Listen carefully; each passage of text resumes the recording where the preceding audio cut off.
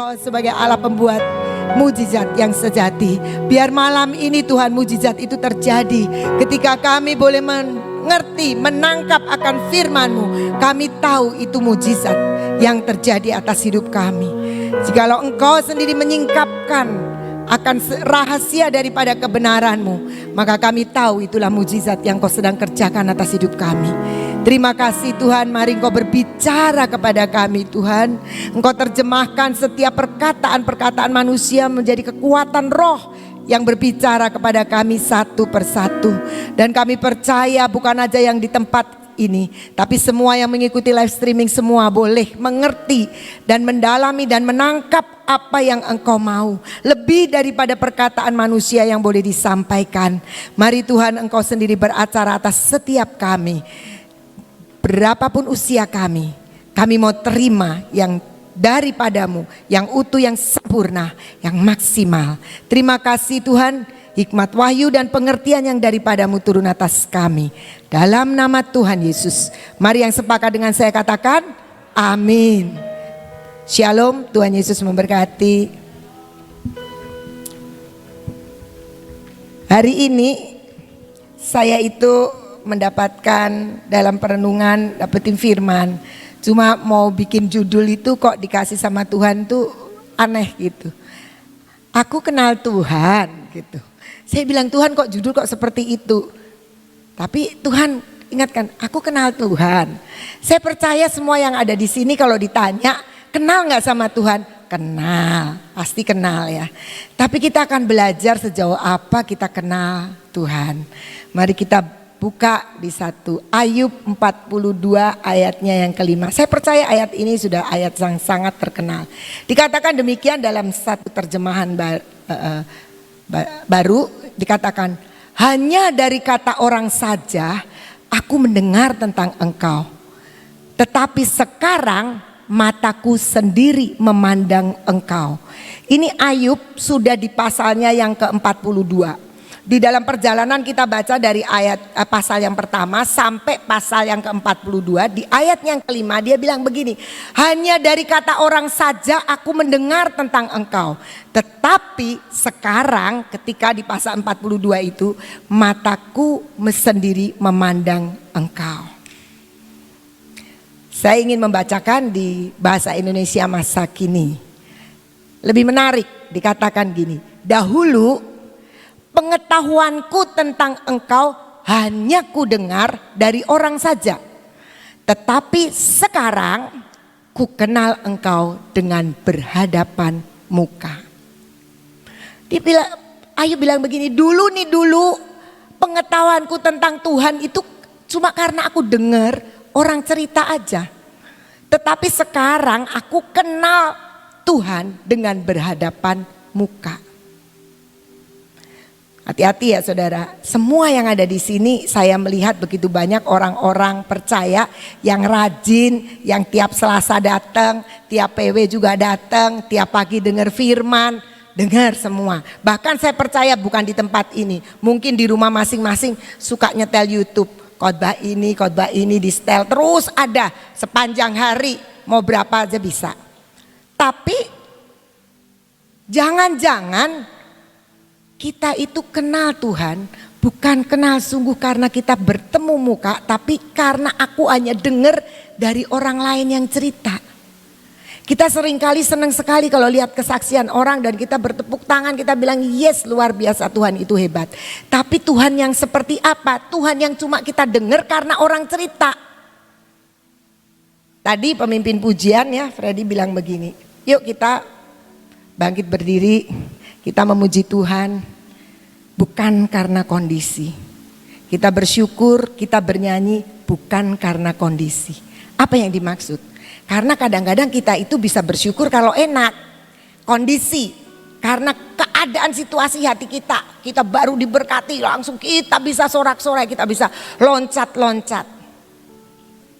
Tapi kalau situasi dan kondisinya berbeda, mungkin juga berbeda lagi. Cara kita memuji Tuhan, cara kita bersyukur. Ya kita mungkin tetap bersyukur. Karena Alkitab bilang suruh bersyukur. Tapi hatinya gak bisa bersyukur. Jadi artinya apa? Sejauh apa pengetahuan kita, sejauh apa kenal kita dengan pribadi Tuhan, dan kita tidak tahu seperti apa. Tapi kalau kita lihat Ayub, kita akan lihat di Ayub 1 ayatnya yang ke-8.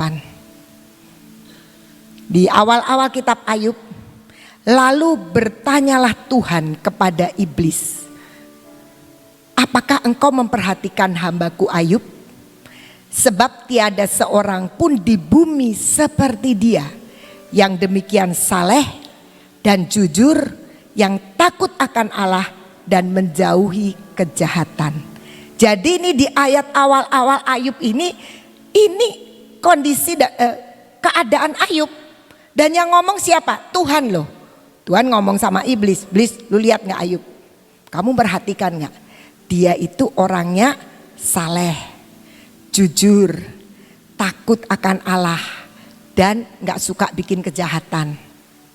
Hebat ya Ayub, luar biasa. Tapi tadi kita lihat di pasal 42, Ayub bilang dulu aku tahu Tuhan cuma karena dengar orang lain yang ngomong. Jadi ketika dia cuma dengar orang lain yang ngomong, hidupnya itu udah saleh, hidupnya itu sudah jujur, hidupnya sudah takut akan Allah, hidupnya udah gak pernah bikin kejahatan. Jadi hati-hati ya.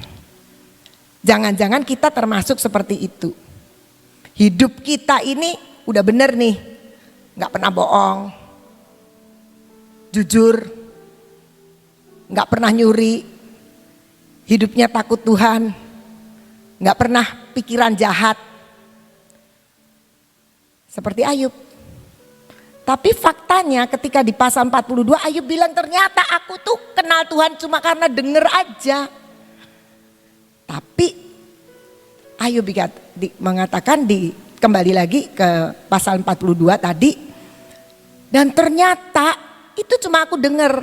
Sekarang ini kata Ayub, sekarang ini aku kenal Tuhan dengan berhadapan muka. Makanya judul daripada apa yang kita akan renungkan bersama-sama itu, aku kenal Tuhan, tanda tanya. Jadi sejauh apa kita kenal yang namanya Tuhan, yang lewat Tuhan Yesus Kristus kita sebentar lagi akan memperingati kematian, kebangkitan, dan kenaikan ke surga. Sejauh apa kita kenal? Apakah kita kenal karena pendeta yang ngomong? Kita kenal karena suami kita yang cerita? Kita kenal karena istri kita yang suka cerita? Kalau dengerin khotbah, atau kita dengar di YouTube, dan sejauh itu kita kenal. Tetapi mari kita belajar, kita kenal Tuhan karena kita sudah memandang Tuhan, karena kita sudah mengalami Tuhan, karena dikatakan di situ, aku sekarang kenal Tuhan karena dengan berhadapan muka. Nah, bagaimana kita mengenal? Ketika saya merenungkan, tentunya nggak jauh-jauh ya. Kalau namanya merenungkan itu biasanya pasti terkoneksi dengan hidup saya sendiri. Maka saya teringat di Mazmur 119 ayatnya yang ke-71 dikatakan demikian. Bahwa aku tertindas itu baik bagiku, supaya aku belajar ketetapan-ketetapan Tuhan. Jadi pemazmur bilang gini, kalau hidup kita tertindas itu baik bagi kita. Mungkin gak ada yang setuju ya, tertindas kok baik. Tetapi dikatakan akibat kita tertindas, kita akan belajar ketetapan Tuhan, janji Tuhan, firman Tuhan. Jadi pengenalan kita akan Tuhan seringkali dibawa oleh Tuhan dengan cara ujian-ujian di dalam hidup kita. Ujiannya apa? Bikin hidup kita tertindas. Bikin hidup kita itu mepet-mepet banget. Saya jadi ingat sekali. Ini sih kejadian sudah lama waktu saya masih jadi mahasiswa. Tingkat 5. Zaman sekarang gak ada tingkat 5 ya, tapi dulu tingkat 5. Tingkat 5 itu saya mendapat tugas tingkat 5 teknik fondasi. Nah, saya itu dapat dosen yang Kalau zaman sekarang bilang killer ya, tapi menurut saya ya pada waktu itu juga berpikir begitu. Saya buat tugas, bikin tugas, disuruh bikin ini, selesai bikin ini, enggak selesai. Ditambahin terus. Teman saya yang sudah bareng-bareng sama-sama, itu sudah selesai semua. Maklum karena laki semua ya, perempuannya cuma satu. Jadi si dosen itu kayak gemes pisan. Zaman dulu kan jarang ya, teknik sipil perempuan tuh jarang sedikit. Jadi dosennya tuh kalau marah-marah tuh ngomong begini aja. Kamu itu perempuan ngapain sih? Kata Mas, di dalam hati saya ya mau-maunya saya ya. Tapi terus saya ditindas, ditambahin proyek ini, tambahin itu sampai lebih dari judul. Nah, saya sudah selesai tingkat 5. Saya tinggal ambil tugas akhir. Tapi saya punya keganjel sama tugas itu satu. Saya merasa tertindas sekali. Saya itu suka nangis sendiri, kesel. Nangisnya tuh bukan nangis sedih tapi nangis jengkel gitu. Karena saya punya kelemahan juga sih. Kelemahan saya itu kalau saya baca buku, dia senangnya saya baca buku-buku tentang tanah itu. Buku-buku, saya itu suka lupa judul bukunya. Buku itu ditulis tahun berapa, dosennya senangnya begitu. Jadi kalau saya ditanya, ini kamu ngambil dari mana? Itu loh Pak, yang warnanya kuning, wah dia marah, dilempar itu. Saya sangat tertindas, sangat tertindas. Tapi saya terus berdoa, waktu itu saya sungguh-sungguh jadi anak Tuhan. Saya berdoa, Tuhan kenapa saya dapat yang seperti ini gitu. Tapi Tuhan bilang begini firman-Nya, aku akan membuat jalan di padang gurun, sungai di padang belantara. Ya Tuhan, ini padang gurun memang tapi jalannya mana gitu. Tertindas sekali. Teman saya yang laki-laki kok seneng ya, tipis-tipis sudah jadi, saya sudah tebel, nggak kelar-kelar.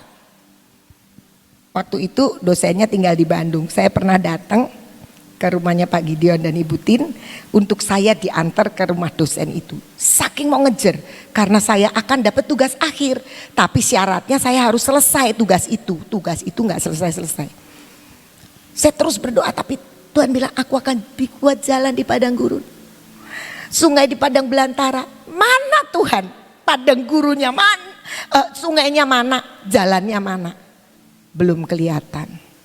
Sampai saya harus bikin tugas akhir, saya harus serahkan semua tugas yang lain yang tingkat 5 selesai.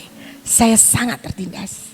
Kurang 2 hari saya harus selesaikan, belum juga di ACC. Saya dibantu sama teman-teman semua, teman-teman laki-laki itu bantuin semua, tenangin. Katanya, kamu harus ambil proyek ini. Saya pergi ke kantor itu ambil proyek itu. Besoknya sudah dikumpulin, dibantu sama teman-teman saya, semalam bisa selesai. Salah ambil katanya. Jadi aduh saya sangat tertindas.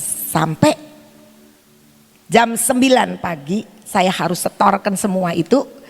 Saya datang jam 6 ke kampus dengan pikiran saya mau ketemu sama dosen itu. Dan saya bilang, Tuhan ini hatiku ini sangat sedih, aku tertindas, masa ya aku harus nungguin dia aja, saya gak dapat tugas akhir, gak dapat judul tugas akhir. Saya berdoa sambil terkantuk-kantuk, Tuhan mana jalannya, mana sungainya. Ketika saya tertidur, karena gak tidur semalam bikinin tugas itu untuk ketemu sama dosen, saya tertidur di ruangan. Sebenarnya ruang perpustakaan belum buka, tapi saya nelonong masuk karena lagi dibersihin. Saya ngantuk, saya tidur. Tiba-tiba saya dibangunkan sama satu dosen. Ngapain kamu pagi-pagi? Dosen itu asistennya si dosen yang killer itu. Aduh Pak, saya begini saya ceritain. Oh, coba saya lihat. Lah, kamu judulnya ini, kenapa sudah bikin sampai macem-macem? Ya nggak tahu, diminta nambah terus. Ya udah oke, gini aja. Kamu tak kasih tanda selesai ya ACC, tapi nggak usah ngomong-ngomong sama dosennya. Kerjain aja terus itu. Waduh, saya sukacitanya luar biasa. Saya loncat langsung dikasih ACC sama dia. Saya pergi ke tungguin, belum buka fotokopi karena harus difotokopi. Terus kemudian di bendel, saya mesti kirim ke itu departemennya. Tahu? Jam 9 saya nyampe ke departemen sipil, baru duduk dipanggil nama saya untuk nyetor Tapi saya sudah punya semua surat tanda selesai. Wah, senangnya, sukacitanya luar biasa. Tuhan buat jalan. Hati yang tertindas. Baik, kata Tuhan. Belum selesai. Waktu kemudian selesailah tugas akhir. Kemudian sidang. Waktu sidang, teman saya kan menjadi orang yang kesekian, bukan orang yang pertama maju. Jadi teman-teman saya pinter-pinter itu sudah pada masuk sidang. Mereka keluar, ada yang kesel, ada yang spidol kesini semua, nggak tahu dia gambar apa sampai spidol cemong-cemong lah, macem-macem. Dengan perkataan bahwa tugas akhir saya kan macam-macam, ada yang beton, ada yang baja, ada yang macam-macam. Semua tertembak dengan fondasinya. Jadi sak pinter-pinternya dosen yang membimbing selalu ditembak dengan fondasinya. Ketika giliran saya masuk, apa yang terjadi? Ini dosen yang menindas saya tiba-tiba berdiri dan dia bilang begini, mana proyekmu? Iya. Oh, kamu bikin fondasi ini karena begini ya. Jadi dia yang nanya sendiri, dia yang jawab sendiri, saya cuma berdiri saja sampai selesai. Dan dosen lain gak ada yang protes. Karena teman saya aja dibilang, kalau kamu mau lulus ya tunggu dia mati dulu, nanti fondasi kamu baru bener, katanya gitu. Tapi saya tidak bicara apapun ketika sidang. Karena yang ngomong dosen yang menindas saya itu. Ternyata itu jalan dan cara saya belum mengerti bagaimana Tuhan menolong dan menggenapi janjinya. Dia membuat jalan. Jadi kalau tertindas itu baik buat saya. Karena saat itu juga saya kenal Tuhan. Oh, Tuhan itu seperti itu. Saya dulu itu memang dari dulu saya tuh suka nyanyi. Karena dulu belum zamannya apa ya, belum di Cirebon sih, belum ada, belum kenal persekutuan ini. Jadi saya itu dengan latar belakang gereja saya itu suka nyanyi-nyanyi. Ketika dalam kesesakan mau sidang itu, ada lagu yang keluar, makanya puji-pujian itu sering menolong. Bersandar pada Tuhan, berdoa, beriman, tiada pengeluhan, memberi pertolongan. Jadi kalau kita ngeluh tuh gak akan bisa menolong kita. Tentu pernah kau lihat ajaib mujizatnya yang menyatakan hikmat dengan anugerah. Kayaknya di sini yang tahu cuma Ibu Nani, Pak Gideon sama Ibu Tin. Tahu lagu ini, yang lain nggak ada yang tahu semua. Ya, makanya saya nggak minta pemain musik ngiringin, pasti nggak ngerti anak zaman sekarang. Tapi pujian itu sering menolong, berbicara, bersandar pada Tuhan, berdoa dan beriman. Tiada pengeluhan, memberi kamu pertolongan. Mau gerutu, mau marah, mau Tuhan kenapa aku tertindas, nggak akan menolong. Dan Tuhan bilang tentu kamu sudah melihat perbuatan ajaib. Kita tuh kalau mau lihat loh, kita bangun pagi aja ajaib kok. Kita sehat itu ajaib. Keajaiban itu ada di sekeliling kita. Dan dia menyatakan hikmat, pertolongannya dengan hikmat. Tertindas itu baik supaya kita belajar mengenal Tuhan. Supaya lewat tertindas itu kita mencari Dia. Waktu tertindas itu kita bisa pegang firman Tuhan. Wah, kalau sudah tertindas pegang firman Tuhan. Kalau lagi seneng lupa kan. Kalau lagi tertindas kita pegang kencang. Dan Tuhan akan membuktikan bahwa Dia adalah Allah yang real dan nyata. Lewat ujian kita mengenal Tuhan. Kalau lagi diuji, jangan cepat-cepat marah. Kerjain aja, buktikan bahwa di tengah-tengah ujian Dia ada. Maka seperti Ayub mengatakan, sekarang aku melihat Tuhan dengan memandang muka. Apalagi untuk kita bisa mengenal Tuhan. Beberapa hari yang lalu saya itu dapat WA dari grup ya.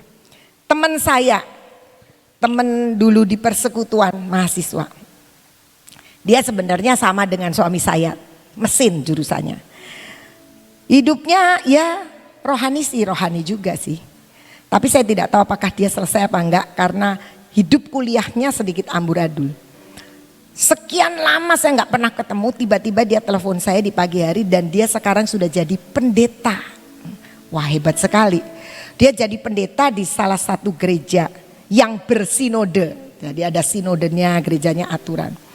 Dia menuliskan tentang aku harus mengenal budayanya Tuhan. Jadi saya baca, penasaran budayanya Tuhan itu seperti apa. Dia cerita kesaksian hidupnya. Dia bilang satu ketika saya melihat pendeta.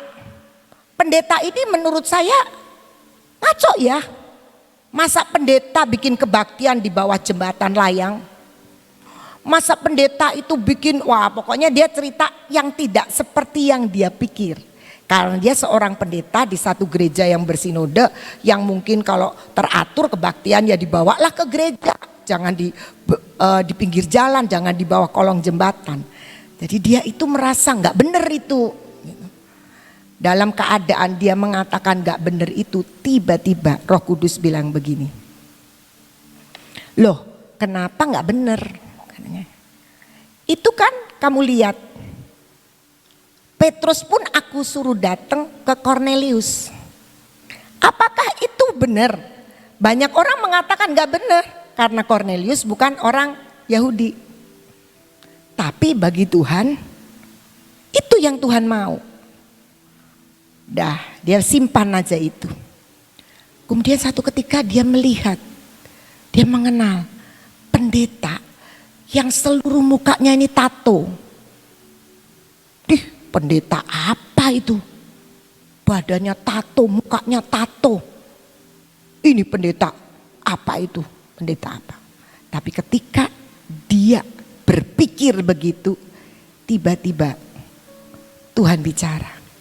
Aku pilih Paulus bukan karena dia sudah segala-galanya. Aku ambil dia dari ketika dia ingin mengejar-ngejar orang Kristen. Bukankah itu hakku untuk memakai dia? Terus dia tulis di situ. Sekarang saya mengerti. Hidup kekristenanku harus mengikuti kebudayaannya Yesus. Budaya Yesus adalah tidak terbatas. Budaya Yesus adalah semau-maunya dia yang dia mau kerjakan. Saya menangkap dan teringat Yesaya 55 ayat 9 yang mengatakan, seperti tingginya langit dari bumi, demikianlah tingginya jalanku dari jalanmu dan rancanganku dari rancanganmu.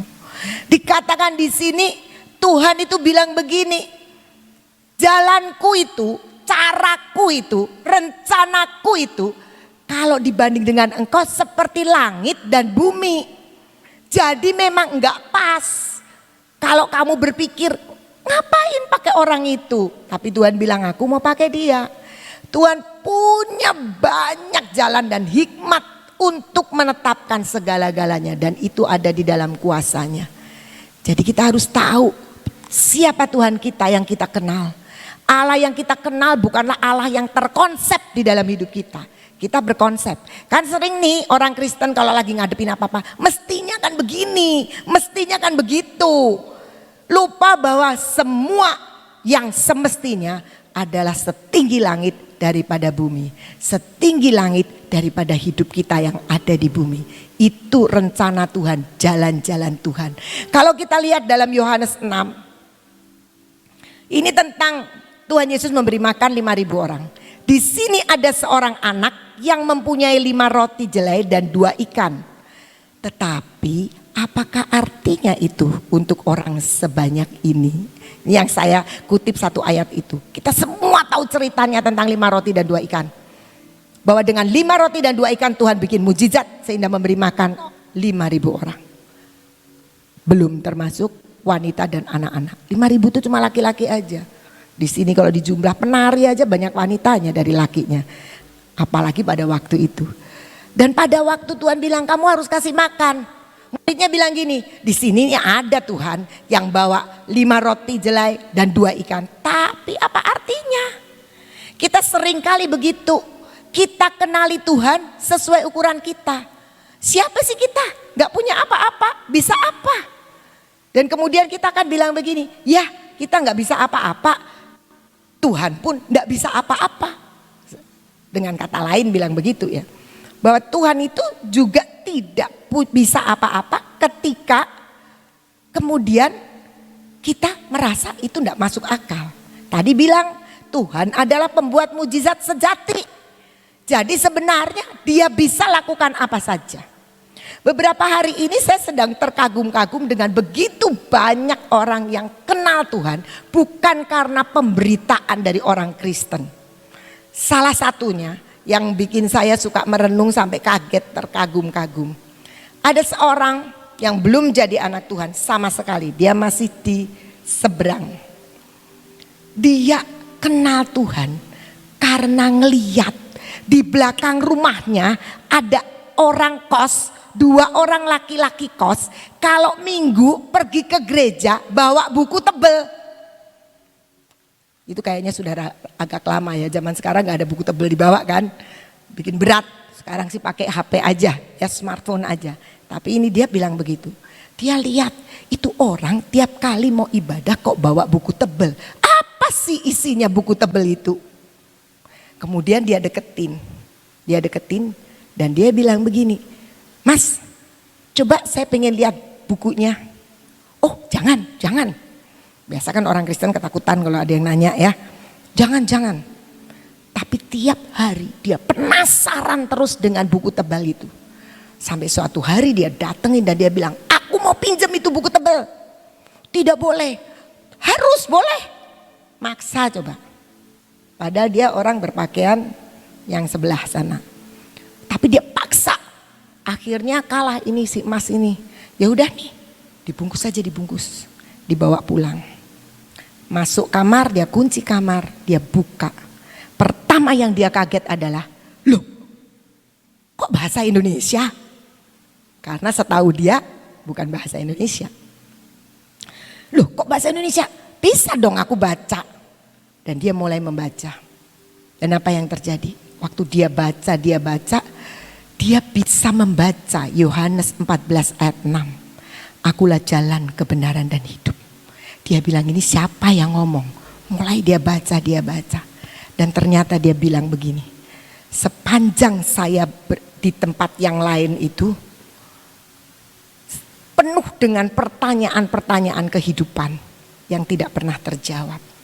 Tapi ketika dia buka buku tebal itu, dia semua satu persatu pergumulan dan pertanyaannya terjawab.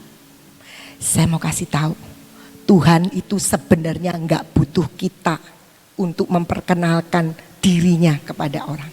Dia bisa panggil orang dengan caranya, enggak butuh kita. Tapi kalau sekarang dia mau pakai kita, itu bukankah sebuah penghargaan yang lebih daripada segala-galanya? Dia bisa bikin orang bertobat. Akhirnya singkat cerita orang ini bertobat. Dia terima Yesus tanpa bilang siapa-siapa. Tapi Tuhan itu ajaib dan luar biasa. Apa yang dia lakukan?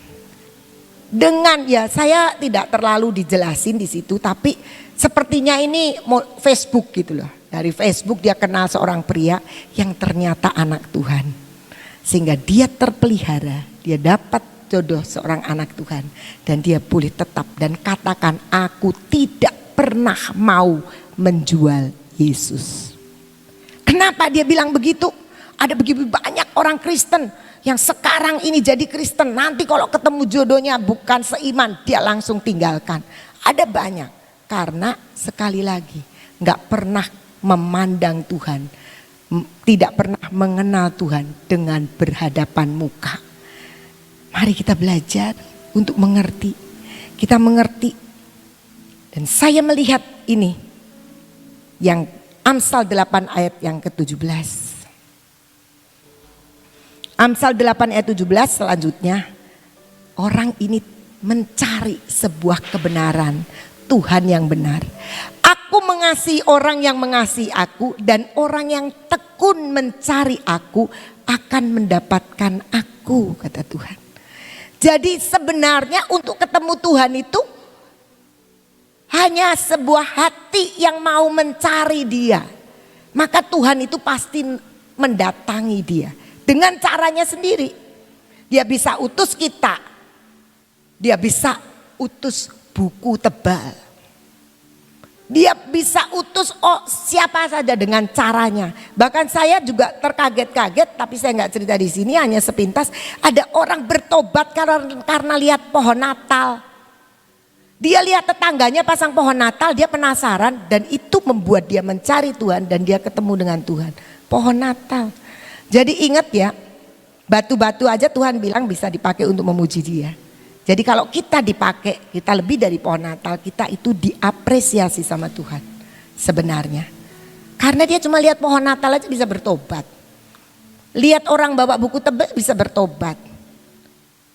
Bukankah itu pekerjaan Roh Kudus yang sebenarnya cara Tuhan sendiri bisa membuat mujizat. Karena dia pembuat mujizat yang sejati. Yeremia 29 ayat 13 sampai 14 bagian A berbunyi demikian. Apabila kamu mencari aku, kamu akan menemukan aku. Apabila kamu menanyakan aku dengan segenap hati, aku akan memberi kamu menemukan aku. Demikianlah firman Tuhan.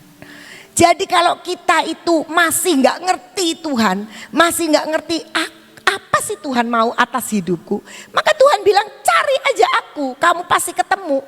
Tanyakan aku dengan segenap hati, sungguh-sungguh nyari Tuhan, maka kamu pasti nemukan aku. Yang ngomong siapa? Firman Tuhan, Alkitab yang ngomong. Jadi sebenarnya kita itu tidak akan pernah kayak nyari Tuhan itu Tuhannya main tak umpet itu, nggak pernah. Dia selalu mau menyodorkan diri, membuka dirinya untuk kita. Jadi seperti kita melihat ya, ada begitu banyak orang bertobat dengan sangat mudah tanpa sebuah penginjilan. Tetapi kalau dia memakai saudara dan saya untuk sebuah lawatan, mari kita kerjakan dengan antusias. Pasti di situ Tuhan pasti akan mengerjakan dengan lebih dahsyat, lebih hebat dan luar biasa. Bagaimana kita mengenal Tuhan? Selain kita tekun mencari Tuhan, jangan kita ngelihat mujizat, tapi lihat sumber dari mujizat. Pujian tadi mengatakan bahwa Tuhan itu pembuat mujizat sejati.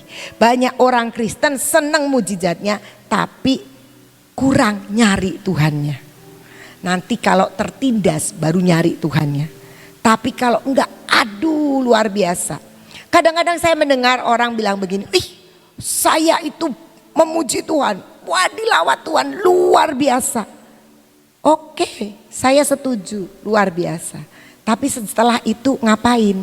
Kalau cuma buat seneng-seneng, buat hebat sekali kita muji Tuhan. Tapi mari kita cari Tuhan dengan tidak melihat kondisi. Tadi katakan kalau kita bersyukur bukan karena kondisi. Kondisi lagi enak, kondisi lagi sehat, kondisi lagi banyak duit, kondisi lagi ditolong Tuhan. Tapi mari kita belajar mencari pribadi Tuhan yang benar-benar menjadi sumber daripada segala-galanya. Jawaban bagi setiap masalah kita ada di tangan Tuhan, bukan di tempat mujizat. Ada banyak orang suka sekali nonton ketika mujizat itu terjadi. Tapi mari kita mencari Tuhan yang mengerjakan mujizat itu. Mazmur 147 ayat 15 mengatakan demikian. Ia menyampaikan perintahnya ke bumi, dengan segera firman-Nya berlari. Jadi ketika Tuhan itu menyampaikan firman Tuhan, ketika firman itu disampaikan, firman itu yang akan berlari untuk menggenapi. Seringkali kita itu kalau dapat firman, dapat janji Tuhan, kemudian kita pengen tahu bagian kita untuk ngerjain. Memang ada bagian kita bisa jadi. Tetapi seringkali kita pengen nolong Tuhan supaya cepat jadi. Padahal di sini dikatakan ketika Tuhan menyampaikan perintahnya, firman-Nya, maka firman itu yang akan mengejar dan menggenapinya. Firman itu akan berlari. Jadi mari yang kita butuhkan adalah firman Tuhan. Siapakah firman itu? Yesus sendiri yang akan berbicara kepada kita, yang akan memberikan kepada kita pengertian. Bila firman-Mu itu tersingkap, maka kita akan mengerti apa yang Tuhan mau. Kita belajar untuk melihat. Mazmur 95 ayat 8 sampai 11 mengatakan demikian. Janganlah keraskan hatimu seperti di Meriba. Ini cerita tentang orang Israel. Seperti pada hari di masa di padang gurun.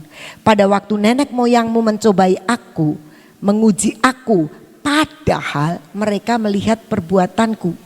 40 tahun aku jemu kepada angkatan itu, maka kataku, mereka suatu bangsa yang sesat hati dan mereka itu tidak mengenal jalanku. Sebab itu aku bersumpah dalam murkaku, mereka takkan masuk ke tempat perhentianku.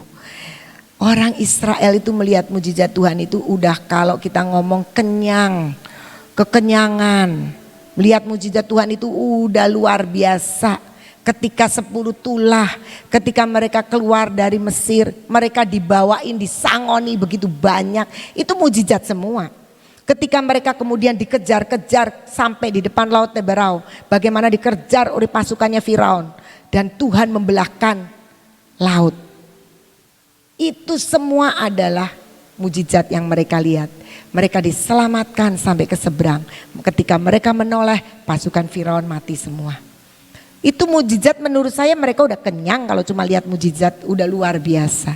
Tapi toh mujizat itu tidak membuat mereka jadi terselamatkan. Dikatakan Tuhan bersumpah dalam murkaku, maka mereka tak akan masuk ke tempat perhentianku. Mujizat tidak pernah menyelamatkan. Mujizat adalah bagian sarana yang Tuhan demonstrasikan untuk membuat kita mencari Tuhan, untuk membuat kita mengejar Tuhan, untuk membuat kita mencari siapa pembuat mujizat, untuk membuat kita semakin percaya bahwa Tuhan kita itu Allah yang ajaib, Allah yang luar biasa, bahwa Tuhan kita adalah Allah yang tidak bisa tergantikan, Allah satu-satunya yang hidup, nyata dan real. Semakin hari dari hari ke hari, saudara-saudara, saya itu mengenal Tuhan jauh lebih daripada ketimbang dulu waktu masih ada suami saya. Saya kenal Tuhan, kami berdua melayani, kami sungguh-sungguh, kami mengalami mujizat, kami kenal Tuhan. Tapi pengenalan itu ternyata tidak berhenti. Semakin hari Tuhan menginginkan untuk semakin nyata. Apalagi ketika saya sendirian. Saya semakin melihat betapa Tuhan itu nyata dan real. Waktu Tuhan bawa pulang suami saya, mungkin saya sendiri karena saya tahu firman ya, jadi nggak berani teriak-teriak, nggak berani marah apalagi ya, karena saya tahu Tuhan itu nggak pernah berbuat salah. Saya hanya mengucapkan kata-kata, aku setuju Tuhan, aku setuju Tuhan. Hatinya setuju benar nggak? Awalnya sih tidak, tapi aku terus bilang aku setuju Tuhan, aku setuju Tuhan. Terus itu yang saya ucapkan, aku setuju Tuhan. Apakah di tengah-tengah saya setuju itu terus semua berjalan dengan mulus? Tidak. Saya bisa semakin mengenal Tuhan karena Tuhan itu ternyata terlalu real, sangat real.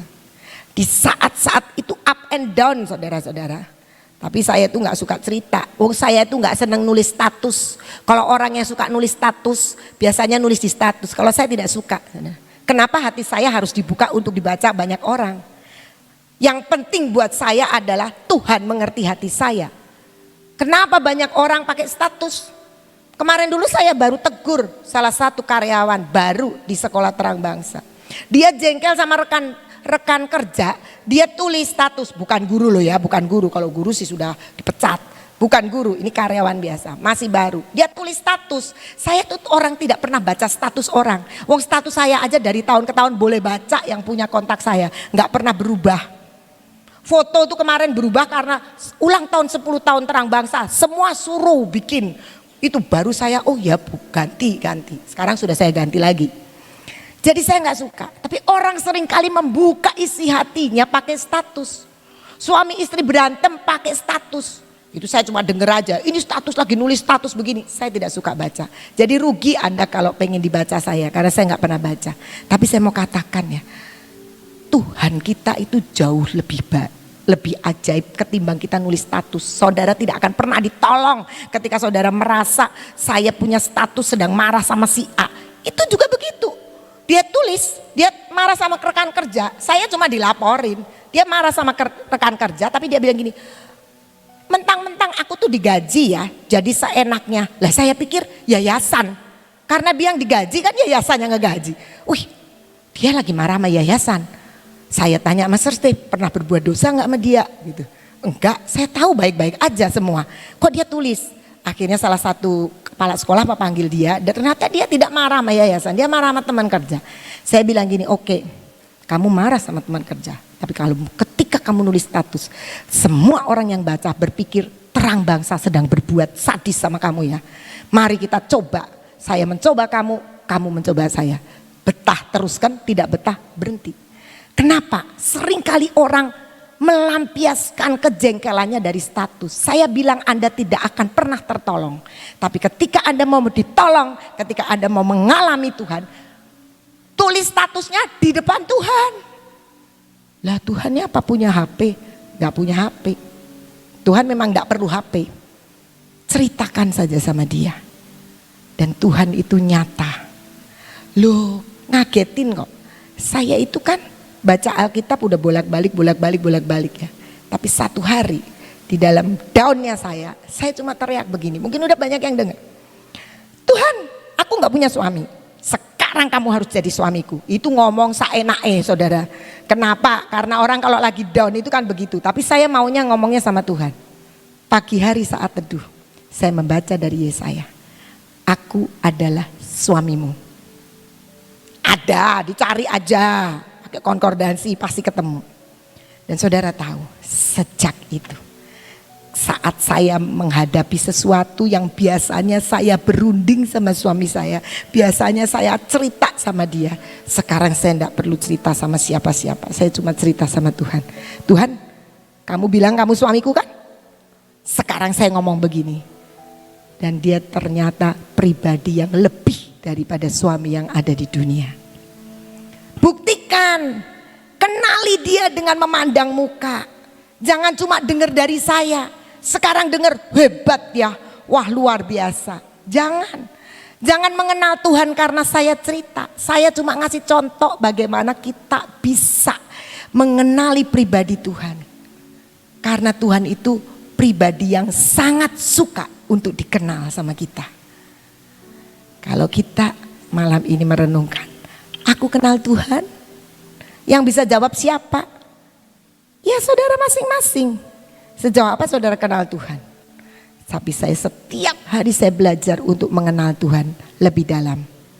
Sudah kenal, masih belum komplit, belum sempurna. Saya percaya saudara suami istri menikah bertahun-tahun, berpuluh tahun, pasti masih ada yang gak cocok sedikit-sedikit untuk memahami, untuk mengerti. Belajar terus untuk memahami. Apalagi Tuhan. Dia adalah pribadi yang luar biasa. Dia pribadi yang perlu belajar untuk mengenal dia.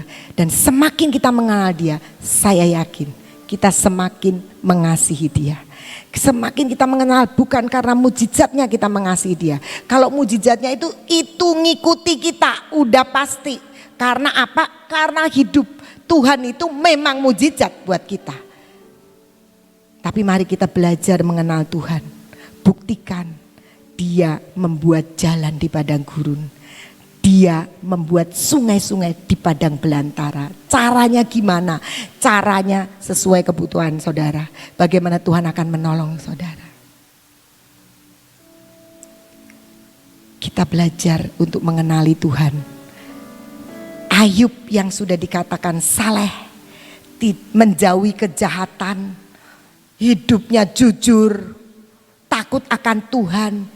Tapi di perjalanannya menghadapi penindasan, menghadapi kesengsaraan, dia baru bilang, ternyata dulu itu aku cuma karena orang-orang ngomong tentang Tuhan. Jadi kalau saudara itu hidupnya jujur, nggak pernah jahati orang, hidupnya benar-benar, itu belum jaminan saudara kenal Tuhan.